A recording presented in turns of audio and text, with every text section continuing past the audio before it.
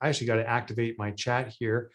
This is Mike Michalowicz, and to my right or left, depending where she's showing on your screen, or above, north or south, is AJ Harper. AJ is my co-writer in every single one of these books we've done together. So AJ, good evening, and thanks for doing this with me. I'm psyched to be here. This is going to be a great conversation. It's going to be great. And that's what you, our friends, are going to witness is a conversation. Our goal is to help you write a damn good book. I have a saying that, or phraseology I use repeatedly, the world does not need more books. It needs more great books. I think we're saturated with books, and that's why we're doing this course. It is totally free, but I ask that you do participate in a couple of ways. First of all, turn off the distractions. We are here to deliver value to you.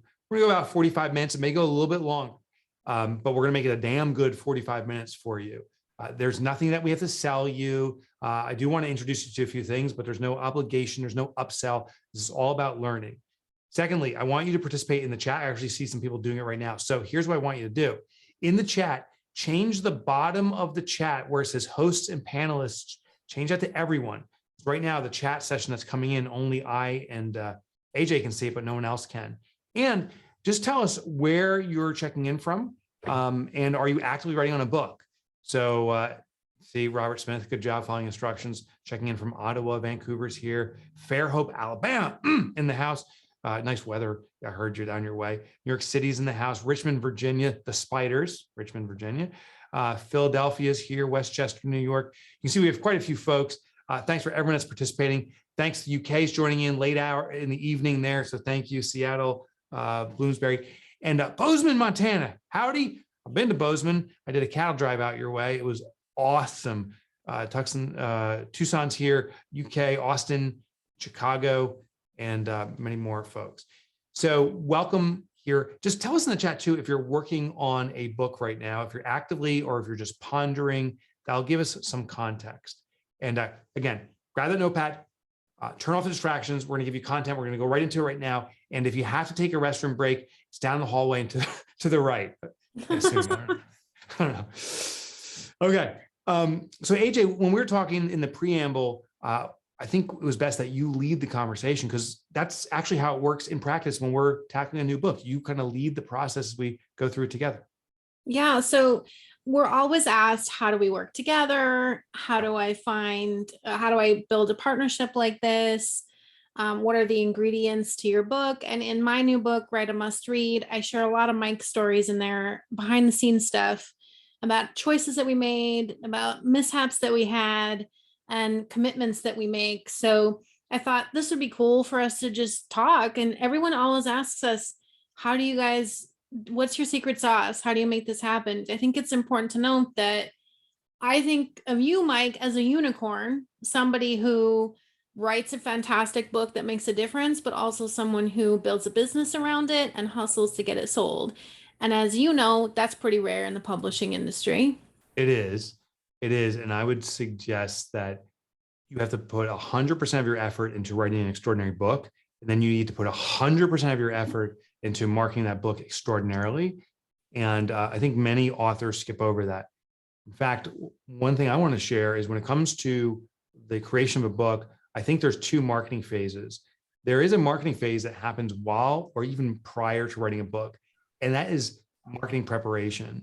So if you ever hear you need to start marketing today and your book's not coming out for another year or two, at least how I interpret that and what I do is building the network of people who are supportive, maybe people who have readers in that community, so other authors that would be willing to support me.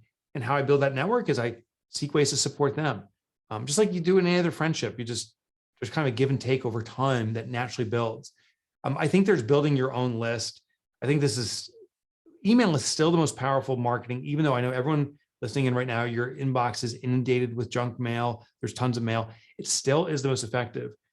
Over the years that we've built a pretty sizable list, but even with a small engaged list, you can have just as great impact. We can send out an email blast, AJ, and get 2,000 sales, book sales like that. It has to be a well-structured email. There has to be a reason and justification behind it. But that's all about building lists. So I can give some strategies around how to do that.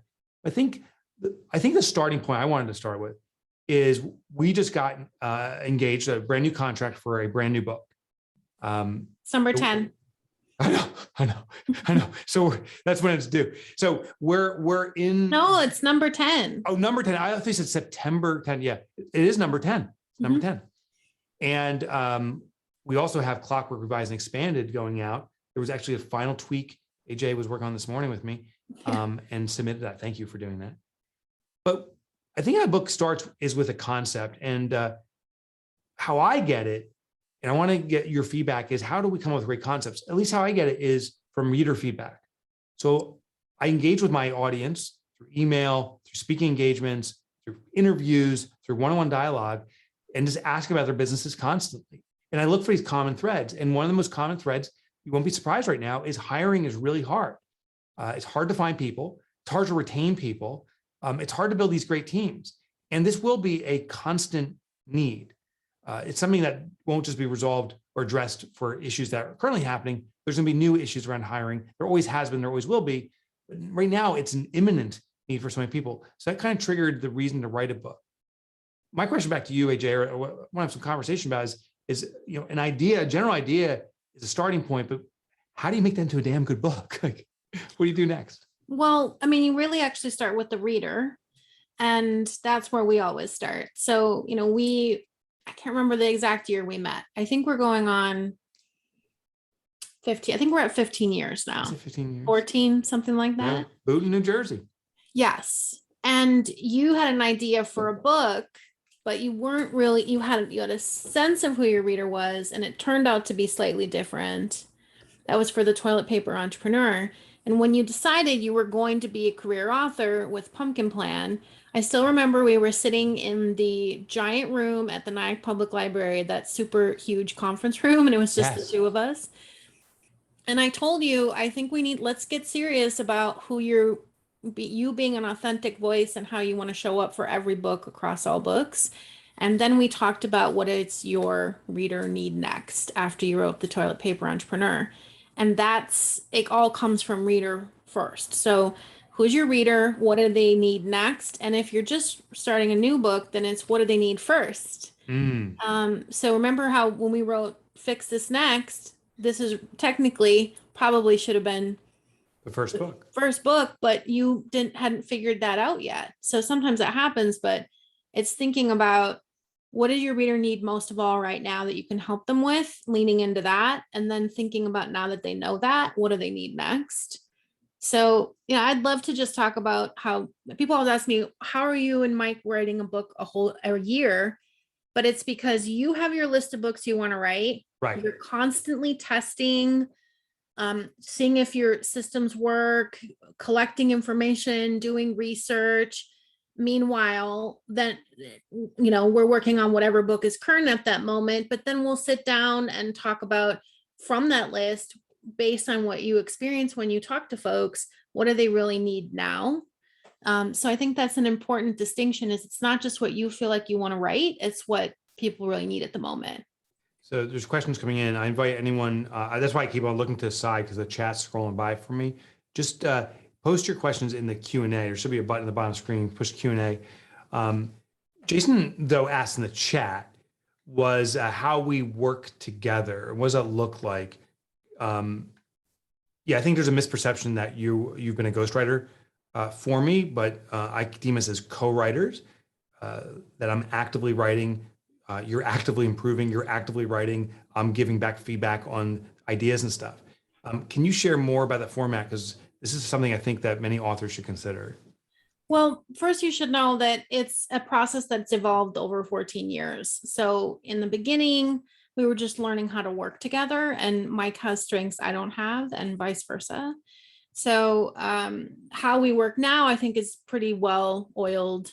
I hate to say machine because there's a lot of soul and heart. Yeah. But we are symbiotic and we know exactly what we need to do. But that took a lot of time. So expecting that type of co-authorship experience to work great out of the gate is unrealistic. So I just want to always manage people's expectations, but it's evolved into, there's not a week that goes by that we're not in communication about something. So that's number one. We're usually, and we're also partners on it.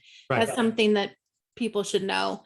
I'm not like a work for hire person. We're in it to win and in it to lose.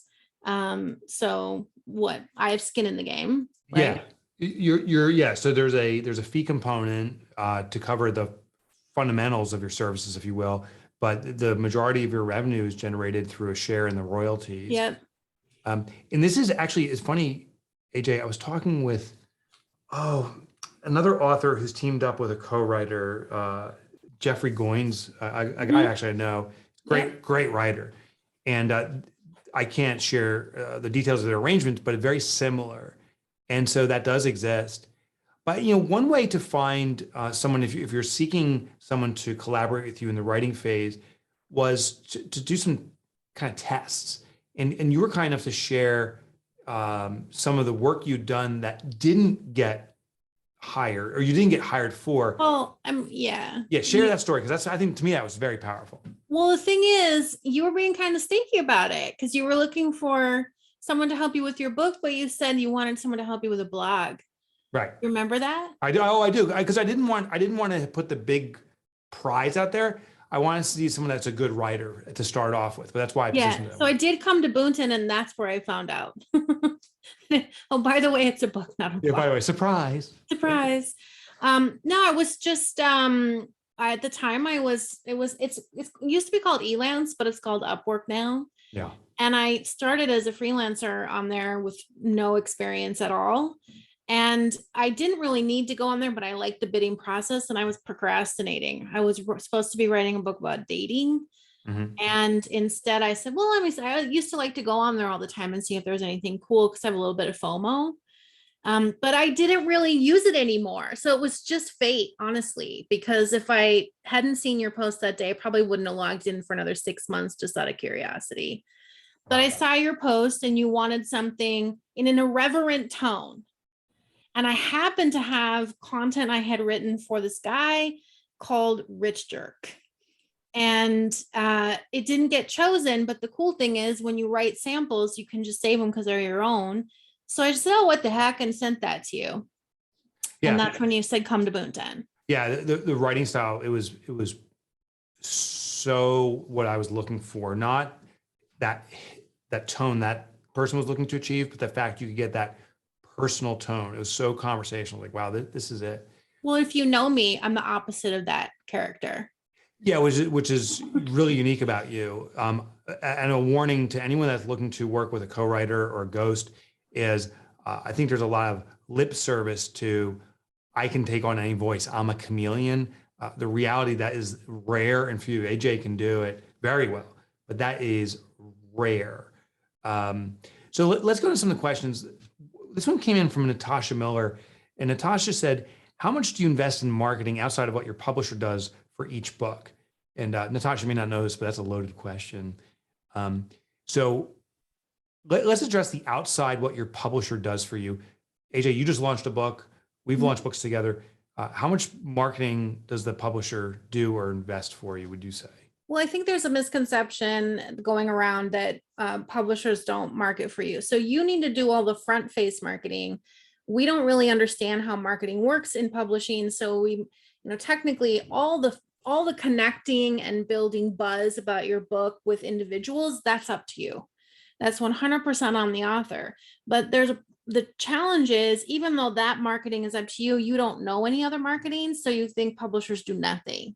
And they actually do quite a lot. It's just within the confines of their industry and how books get moved and sold within bookstores, book clubs, library consortiums, etc. So they're just, unfortunately, one of their problems is they don't tell authors when they do these things. So authors end up feeling like traditional publishing does nothing. It's not true. It's just not the stuff you can see day to day. And we want a traditional publisher to get us on the Today Show and get up advertising, which doesn't actually really sell that many books, quite honestly. So it's really up to the author. But my publisher did quite a lot for me. Thankfully, I'm in this business, so I understand what they did for me, behind the scenes that a lot of people don't realize. All the front facing stuff I did with the help of Laura Stone, who's on my team, Amber Vilhauer, and some other folks. Yeah, the publisher has a sales team. They help with distribution. So their team is trying to sell your book into different outlets. Mhm. But from my experience, 80% of my sales are on the Amazon platform, and it's just as accessible as a self-published author, because I've also self-published, as it is to the publisher. And I don't see significant advantage to a publisher in that regard and what they do for you in the marketing.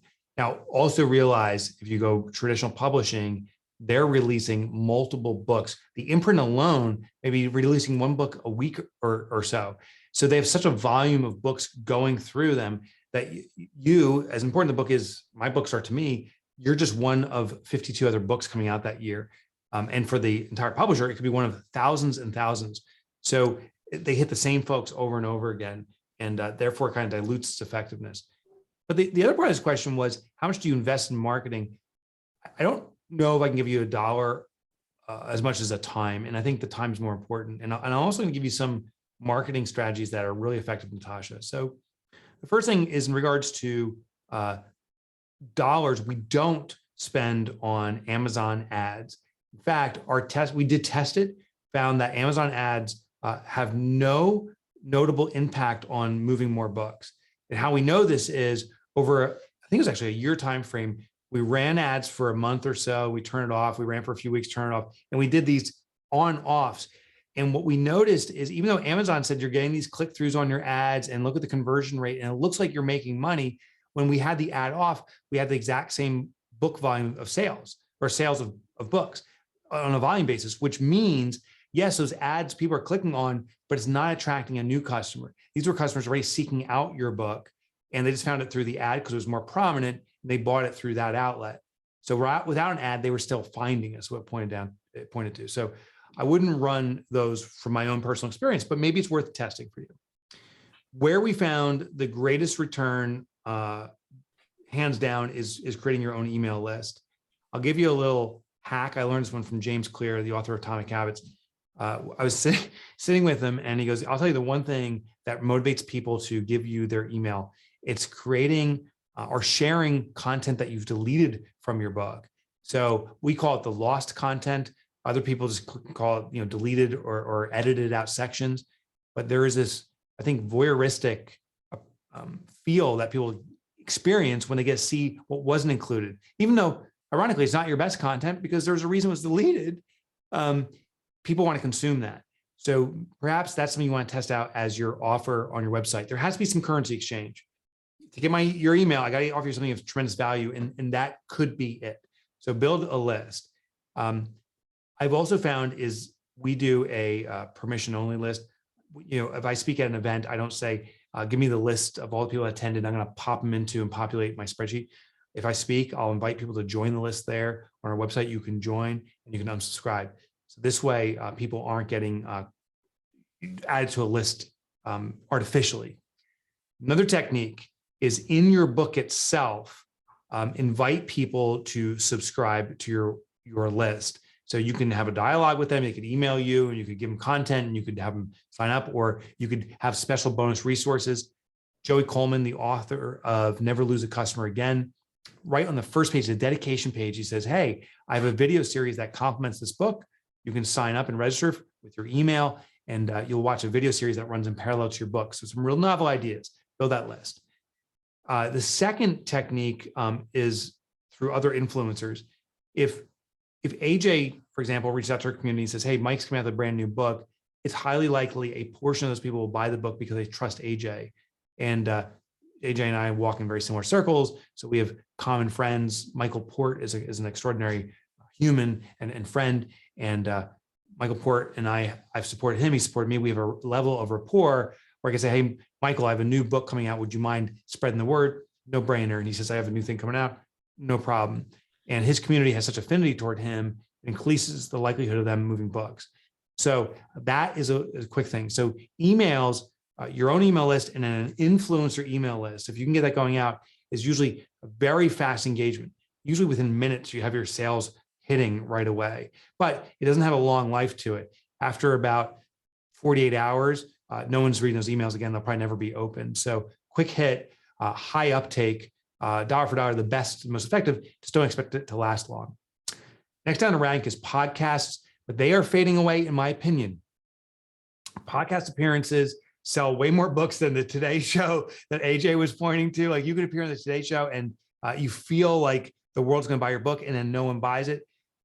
Don't discount TV though for the credibility it gives you with your current audience. So when they hear you're on a Today Show, when you have a little clip, it definitely builds your authority, but I don't think it moves books. Podcasts still do, but it seems to be decreasing just because there's a plethora of podcasts out there. So be selective on podcasts that have a good readership or listenership, I should say, speak to your community. Another technique though is webinars, kind of like we're doing right now.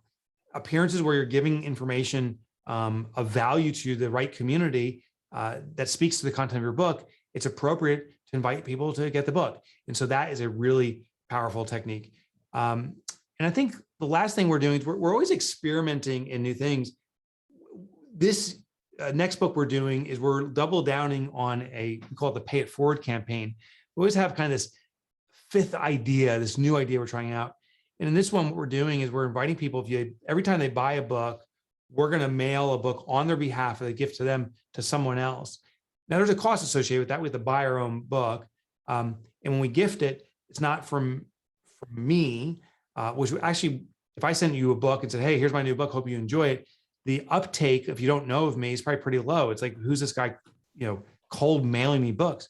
But if you get it from a friend, likely there's more trust there because it's a friend you know. So that's why we issue from a friend, say, hey, your friend's paying it forward and just wishing you great success. Hope this book serves you. Then we invite that person who receives the book to sign up for our email and say, hey, would you want to get a copy and pay it forward and keep this chain going, and email with us, and then we'll mail out another book. We've had hundreds and hundreds of people take us up on that. And when you work with a publisher, you can get your own book at a significant discount, especially the hybrid publishers. So that's another marketing technique. My point, Natasha, is it all takes a lot of time, but those are the big 5 for marketing books. Hey, Mike. Yeah. So I think we didn't fully answer the question that was asked, how do we work together? Oh, that was from, earlier on. Yes. Yeah. So I know a lot of Jason. people here are hoping to get the secret sauce of how we actually work. So once we have an idea, we get together for a retreat. We just had one in January, was it, or February? It's February. Yeah.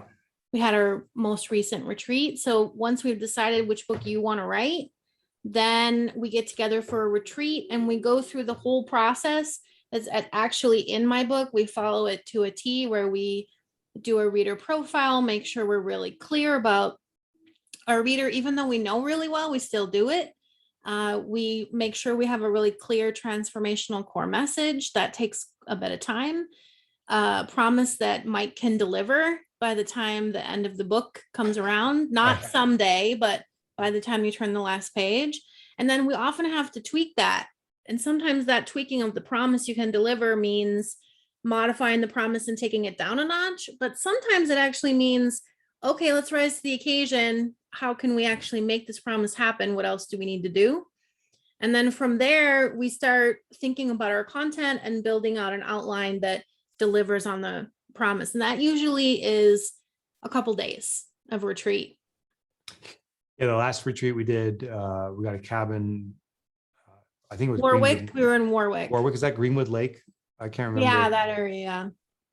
And it's funny, the trajectory that I go through. It's like, this is the greatest book ever. These are such great ideas. And then, oh my God, this is so stupid. Like, no one's going to want to consume this. Who would ever want this garbage?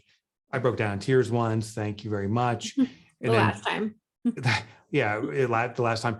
Highs, lows. And interestingly, you may experience the same thing as you're writing the book. So we're in the throes now of writing this new book, and I'm back on the high. Like, this is amazing. We're nailing such important stuff. This is going to be transformational.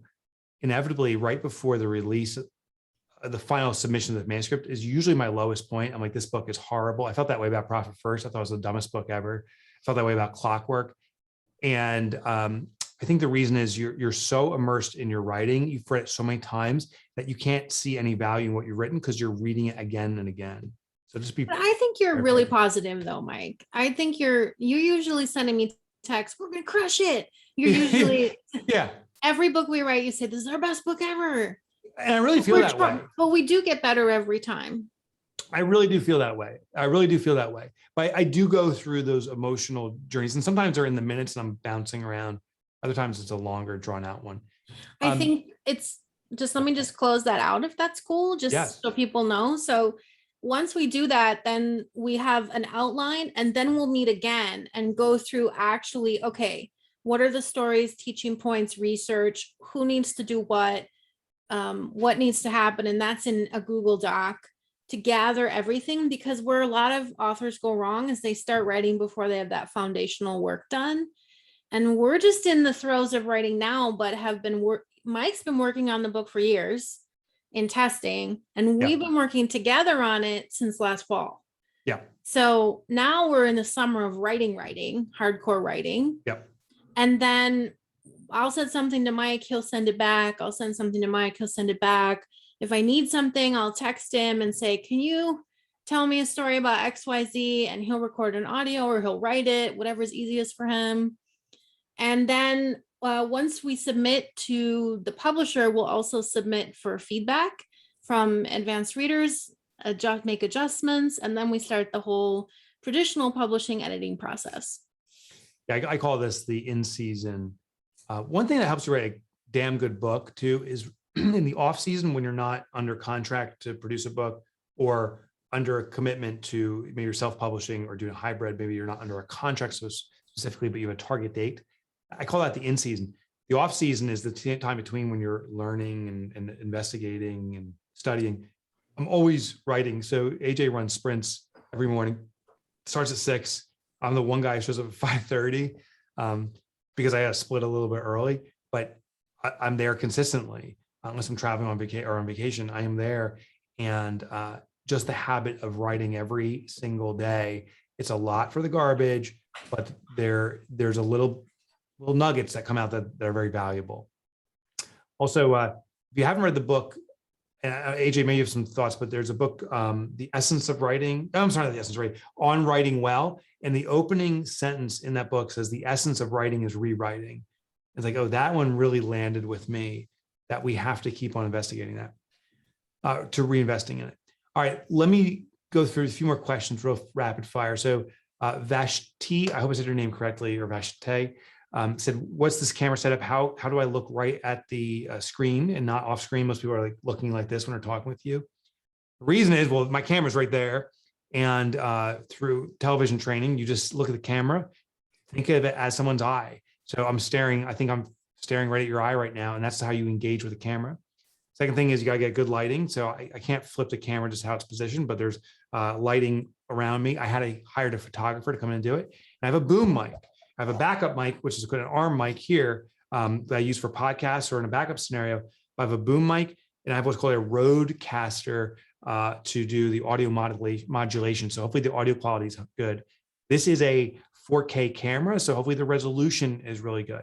And I'm always staring at the camera unless I need to look at notes or something off screen. There is a video from, he wrote Pat Flynn. He wrote Will It Fly? Pat Flynn. If you type in Pat Flynn audio or podcast room setup, he outlines everything, and I have almost the identical setup. So that's why I suggest you look into. Okay, AJ, Amanda asked, how should you market a book while you're querying agents and on submissions with publishers? So it kind of depends on, is it nonfiction or fiction? Okay.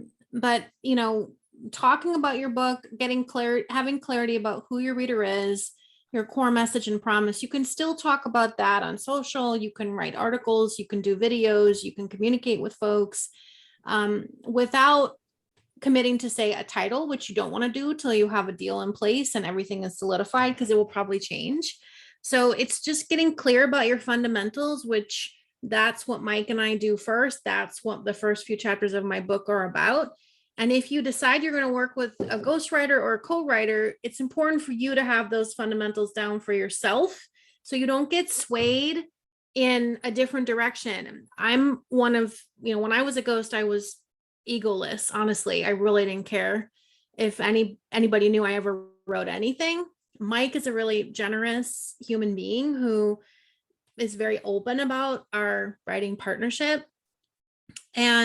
But that's unusual. So, you might not realize that when you go to work with somebody who's trying to write with you, you need to have those clear values and your clear ideas about what you want to do for your book and who your readers are, so that a ghost or co-writer isn't steering you in a direction that's away from what you want to do. So even if you're going to work with someone like who I used to be, you need to be sure that you have your fundamentals down, and then you can express those fundamentals in marketing your book, just getting content out about that, planting your flag on your intellectual property before it even comes out. If it's fiction, there's even more you can do, where you talk about the journey of writing it. You can get all sorts of mood boards and pictures and cool things happening. Also do behind the scenes stuff where you show yourself writing. Mike did stuff from retreat. We just talked about the retreat. He posted to show he was working on a new book. So, those are some simple ways, but you don't want to get too, you don't want to do a mock-up cover. You don't want to come up with you don't want to do anything that the publisher will ultimately end up doing for you. Yeah, and that's a great point. I think some people burn out their book sales by trying to sell too early. So build awareness, but don't really try to sell your book until it's selling time. And this is a changing school of thought. So I don't want to go too deep into it. You can get what's called pre-orders, and particularly through the Amazon engine. Amazon nowadays starts at your list price. They used to come right out with a discounted price, and list prices dissuade people from buying.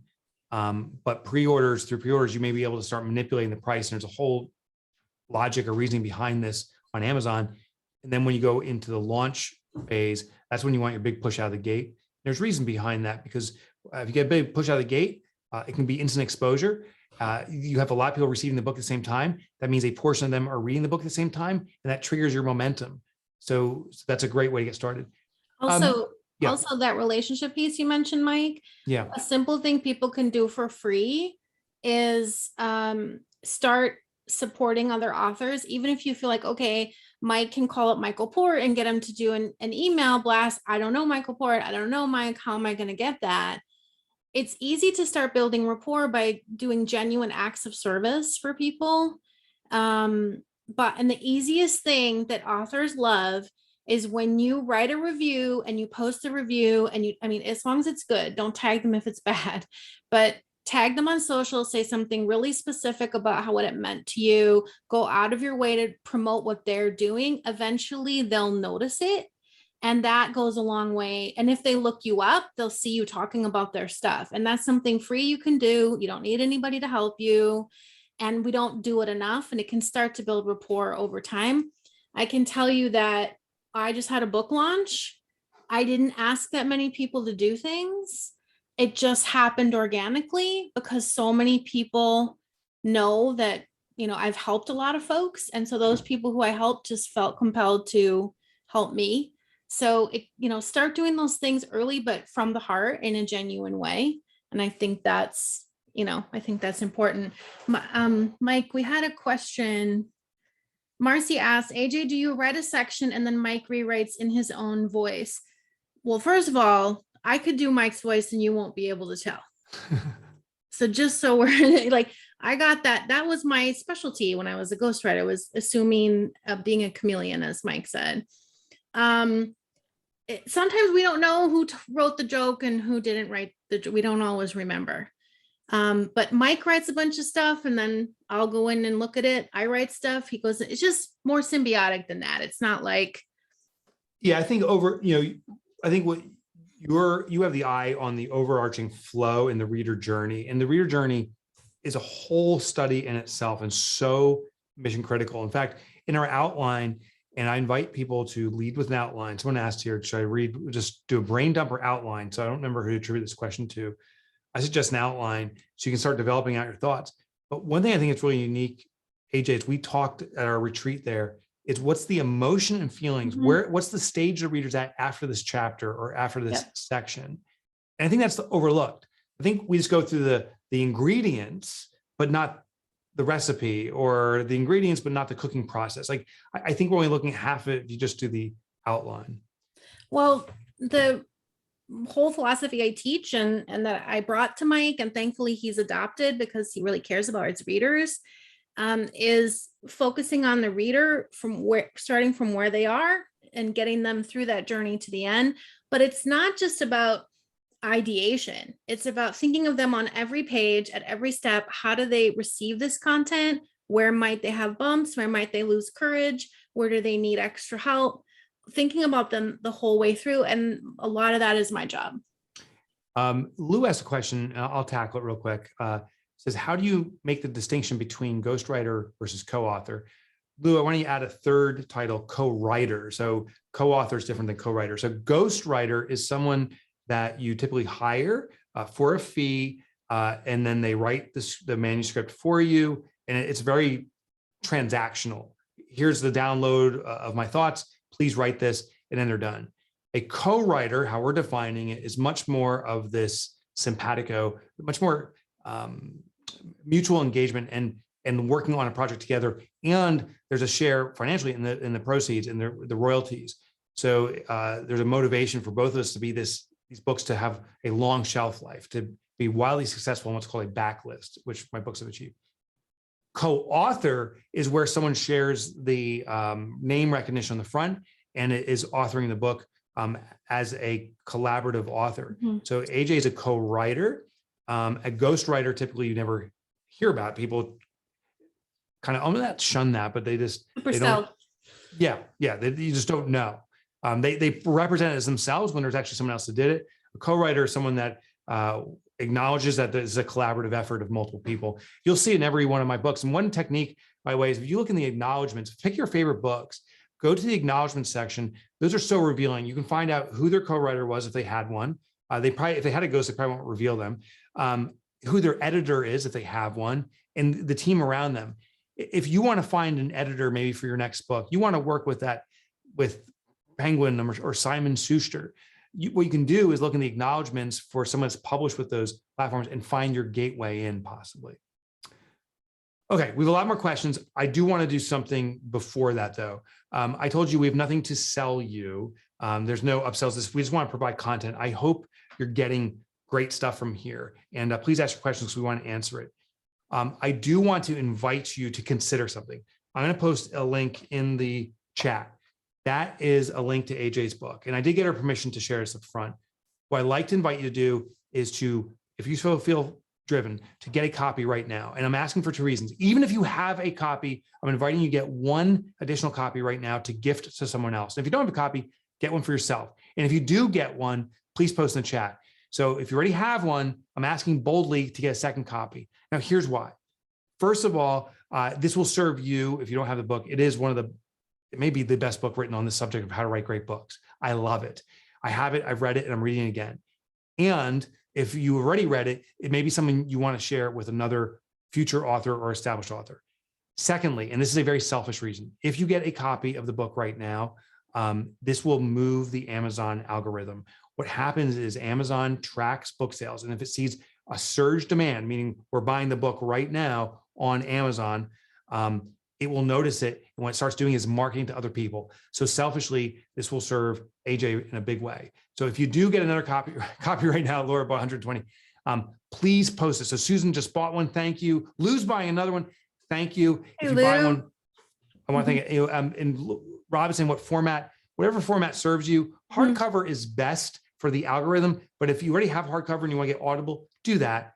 Zach Starr's in the house. Thank you, brother.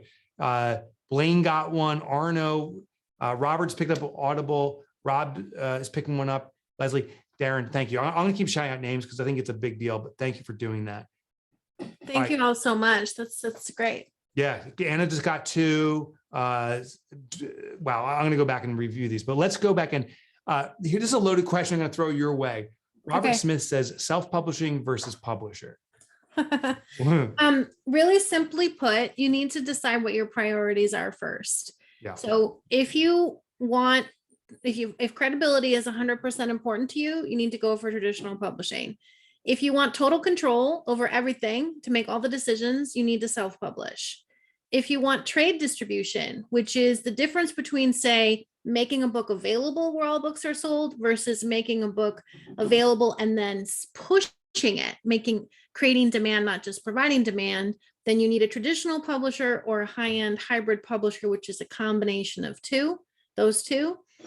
if timing is a problem for you and you want to hurry up and get your book out, which I don't recommend, but you really want to do it, self-publish. The key here is just thinking about your priorities first versus deciding which one is better. It's custom for everybody. I think people don't realize that traditional is not just the big 5 publishers. There's thousands of publishers. I used to own a publishing company that I sold earlier this year. There's a lot of publishing companies. So yes, it's hard to get traditionally published, but it's not as hard as you think when you have a great idea, a good proposal, and a strong voice.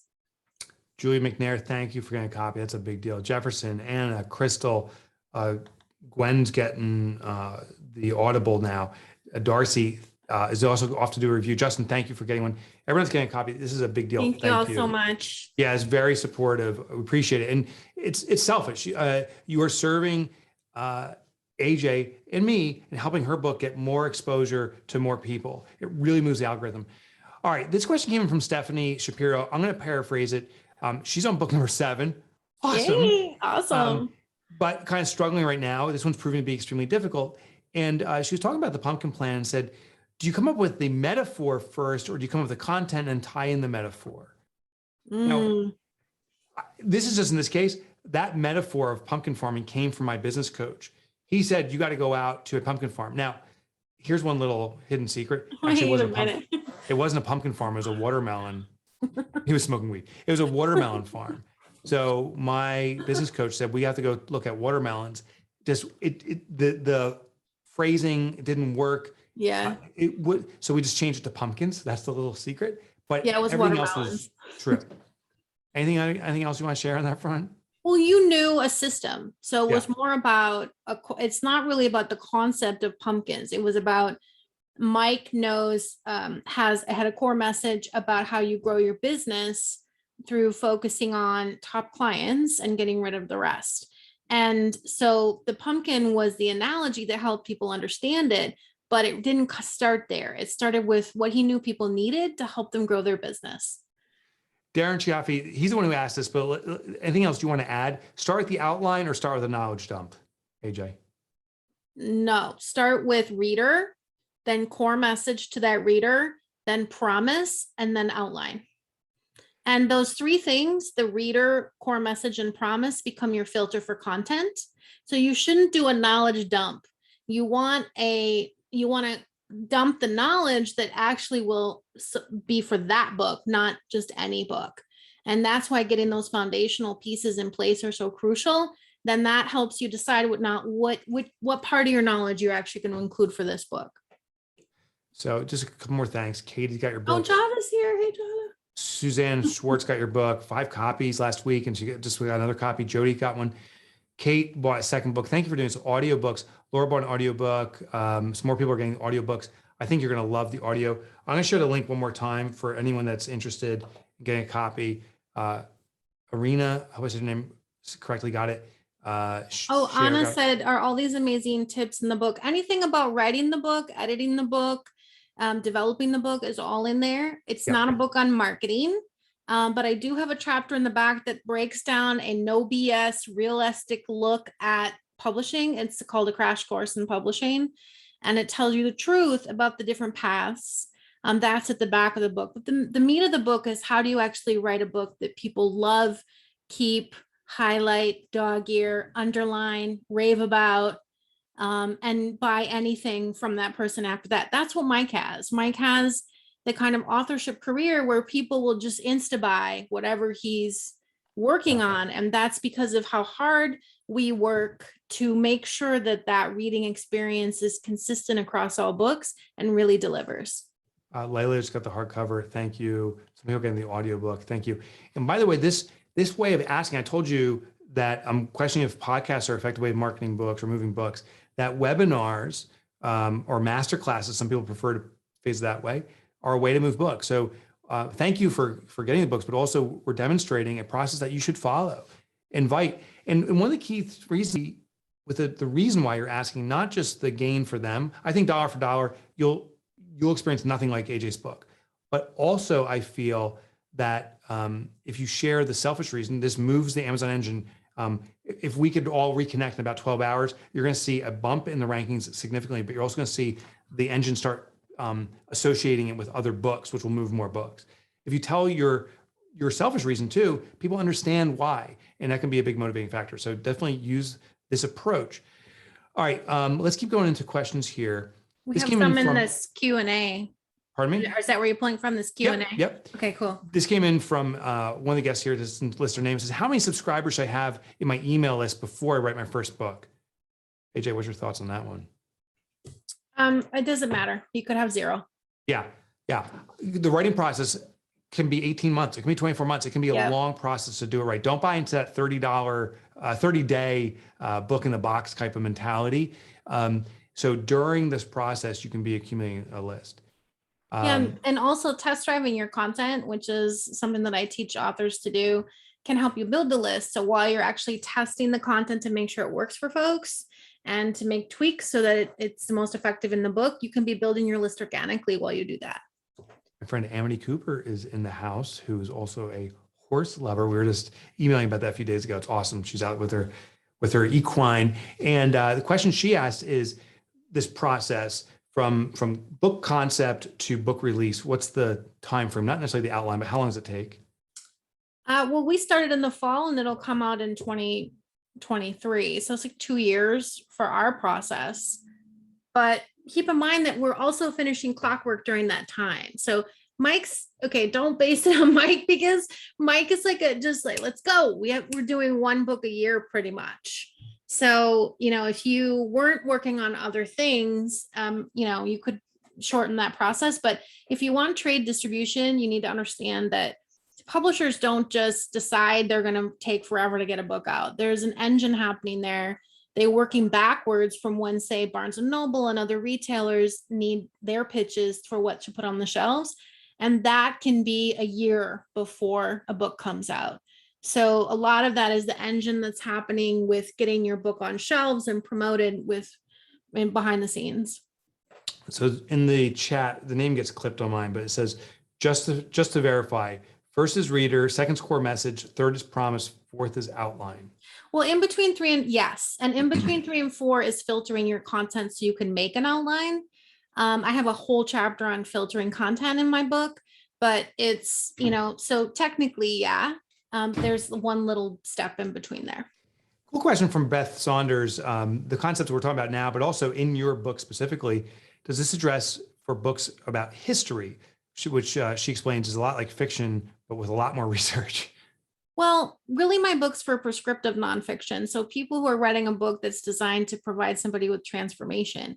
So if the history book is designed to shift our mindset, for example, around something important, like how we perceive ourselves in the world or how we perceive others, then yeah, it could be useful for that.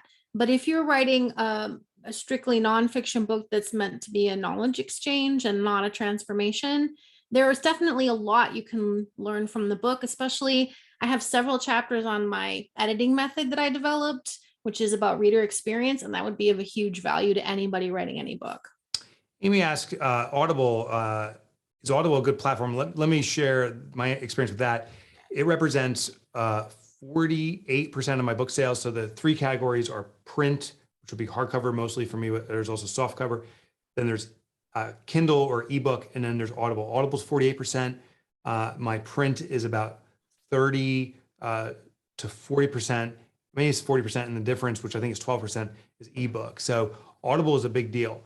Also, more and more people are buying multi-format. And what seems like is the hardcover or softcover is more of a souvenir, and maybe they're falling through, but Audible seems to be the more often consumed. Tip here is, if you're the author, read your own book. This is really from the nonfiction perspective. People love that you know your own story, you know what to emphasize, you know why you wrote what you wrote. When it comes to fiction, you may want a professional voice. I don't really have an opinion on that one. All right, another one came in. What's the length of a book? And that's kind of changing over time, I think, AJ. Yeah, so I mean, if you have a traditional deal, they'll give you a minimum word count. That's shifted. I mean, we've had 85 we had to turn in, 60, 55. Currently we have 75. I really hope that, it could be as few as 40,000 words, for example, or even 20,000 words. But I hope people will think instead about how do I deliver on the promise and not how do I have a book that's this thick. That's the main thing, is how can I deliver on that, and everything else doesn't matter. But if you want to check out books that you like, you can go online and search the word count for books and get a sense of where you want to be. If you're trying to plot out your time for how to get a book done, how long it will take you, I like to stick with about 60,000 words or 50,000 words, because it's going to be it's probably going to be a little more, but it's a good starting point. Thanks. There's more people that got the books. And I'm so afraid of messing up names here. Victor, thank you for getting a copy. John, thank you. Thank you, everyone. Thank you. I'm going to share the link one last time. I don't want to be pushy about it, but thank you. So if you don't have the link, because someone just send me a direct chat if we can give the link to them. So there's the link. Definitely, you're supporting AJ. Thank you for considering doing this. And if you have done it, thank you. All right, let's do a couple more questions before we have to wrap things up here. Jason Wojo said, I have bullet pointed out content for a book and feel like I have it organized well, but I struggle with putting it into a readable format that's interesting, funny, and well written. What are the tips? I mean, honestly, it's just what we've been saying. It's part of the struggle is not having a clear vision for our reader and having a strong core message. And anytime when I was a ghostwriter and a developmental editor, anytime a book was a teardown, it's because they didn't have that clarity. So you just have to go back to basics. And when you're putting your reader first, a lot of those struggles just evaporate because it helps you make all the important decisions. Someone's asking, is there a replay for this? I don't believe you're saying there is. Oh, okay. I'm going to put it up on my YouTube channel and I'm going to send it out via email. Oh, wonderful. Okay. So when we do these like free educational things, we don't typically do it. So that's a good one. So everyone just pay attention. Yeah, but we're trying to change the world here. We're trying to help people out. So we got to make it available. I love it. This came in from one of our guests, says, I'm a bit of a digital introvert. I love it. I'm an article writer. How many long form articles should I write before I write my first book? You don't have to write any before you write your first book. There's no anything that you're thinking. I just need to say this one comment to everybody here, and I hope you will listen. Anytime you think, how long will I know? And Kara Poppet's here, I think, and she knows about this. How will I know if I'm ready to write this? I should write how many articles before I start? I should do how much writing freehand before I start? I should have this many followers before I start. All of that is just troll thinking, inner critic that's telling you you don't deserve to write it or your idea isn't any good. You just start today. That's it. You have a lot of preparation and thinking time that's involved in getting a book done. That's a monkey mind telling you secretly with some sort of reasonable attempt to convince you otherwise that you have to be ready to do it. Yes, think through your concepts, think about who your people are, but you can start that process today. You don't have to wait. Kara said it succinctly in 2 words, just start. Yep. I love it. This came in from Rob Williams, says, why do so many authors have paperback only? Let me give you a couple insights on the publisher's format.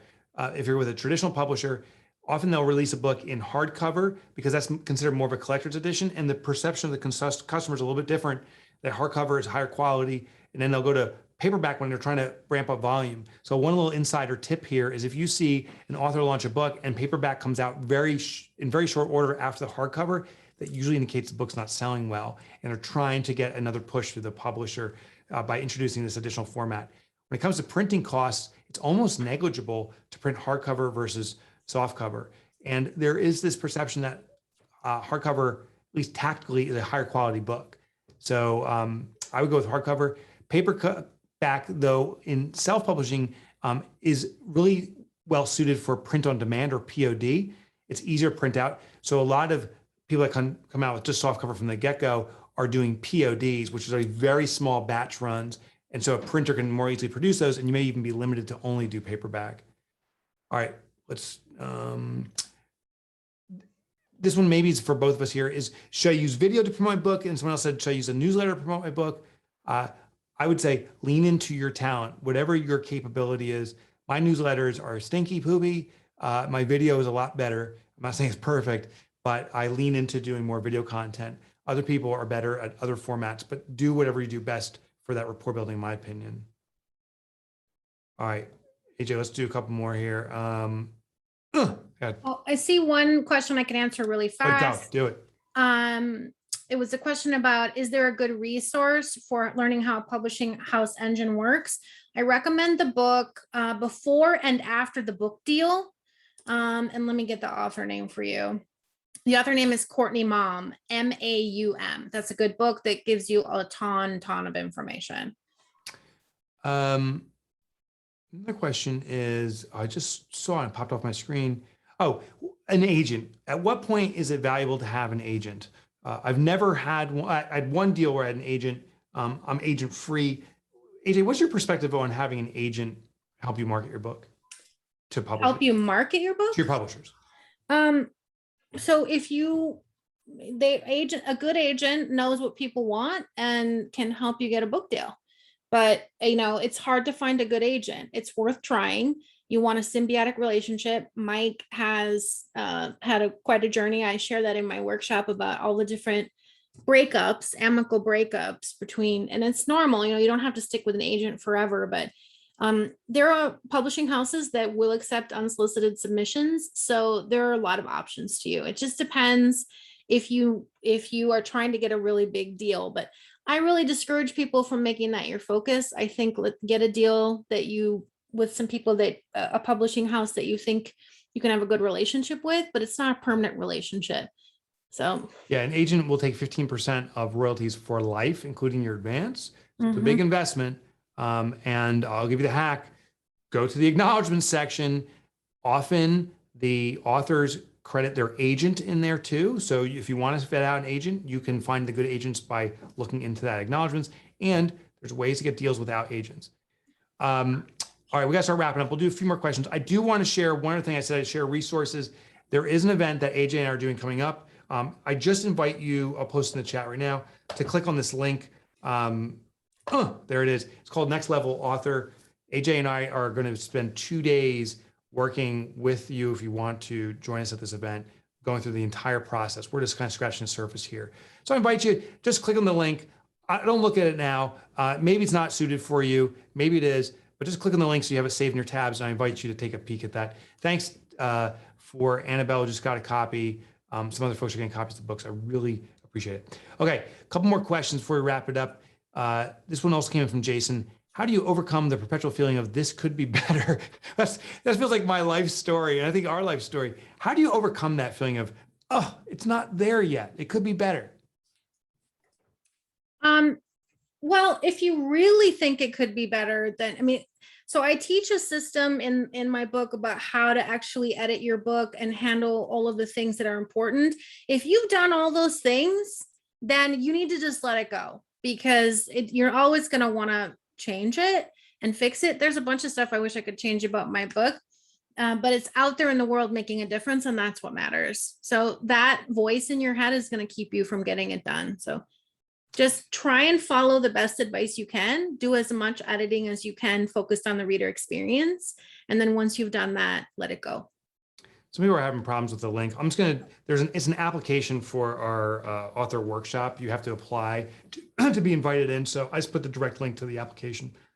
Can you elaborate on your daily writing routine? I think this is actually super interesting. AJ, you want to start with that?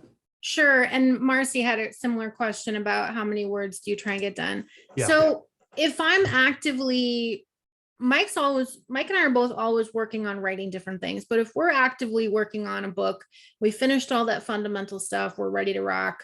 I will figure out what my daily word count is based on when it's due. And then I will try and hit that word count every day. And then once I have a complete chapter, I'll send it off to him, or sometimes I'm mysterious and I won't send it to him and I'll send him something else. I have learned over time. Mike and I are very different, so I think we complement each other, but I've learned over time. He's learned, I think, to let me have time to think, because that's when I do my best work. It's just let me just think about this for a second. And I've learned to send him stuff before I'm ready to send it to him. Both. Yeah. That's been a balance. For me, I can write when I'm really trying to haul, but maybe 800 words in an hour, mostly garbage. In season, I'll target maybe 3,000 words a day, but now I'm putting in like a 4-hour, 5-hour day of writing time.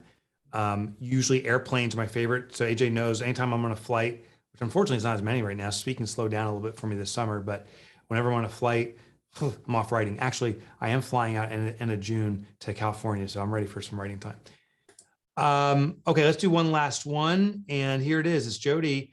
What are you feeling about using I already answered that one, the newsletter. Jason said, any recommended resources of learning how a publishing house works?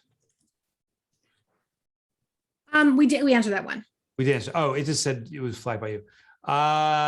Can you look for a publisher after you've printed a book in a small run? That's Robert's question. I mean, you better have sold 10,000. Yeah, you at least 10,000, probably even more copies in order to, but yeah, you could. I mean, Profit First actually was self-published initially, but Mike sold the heck out of that book, and then they came asking for it. Yeah, so there's this magic number. If you move 10,000 books in the nonfiction space that are print over a year's time frame or less, that is actually significant, and it can trigger these publishers to want to pick you up. So if you're going to self-publish and sell up to a publisher, and I've done that, move 10,000 books. All right, we got to wrap things up. There's a link to the Next Level Author event. We're doing it just a couple of weeks from now. So I invite you, just click on that link, check it out at your leisure. AJ and I would love to see you there if you want to join us. I hope this was of tremendous value to you. Please give shout outs to AJ. She's an extraordinary friend and partner, and she just delivers amazing freaking content every single time. I'm sorry we couldn't answer every single question. There's actually more coming into the Q&A right now. But hopefully we can do an event like this again in the future. And the last thing I want to share, AJ, before I give you the final word, is thank you for everyone that got a copy of the book. If you chose not to, I totally respect that and understand it. And if you chose to do it, you really are supporting AJ in a Herculean effort to transform authorship. So thank you for doing that. Thank you, everybody, for showing up. And it really means a lot that you would support me in getting this book out into the world. I wrote it because I wanted people who couldn't go to my workshop to be able to learn the systems that I teach that I know work, because ultimately I want better books in the world. And when you write better books, you have better outcomes. So thank you so much for supporting that. The world is not starving for more books. It's starving for great books. So create it. We'll see y'all. Bye.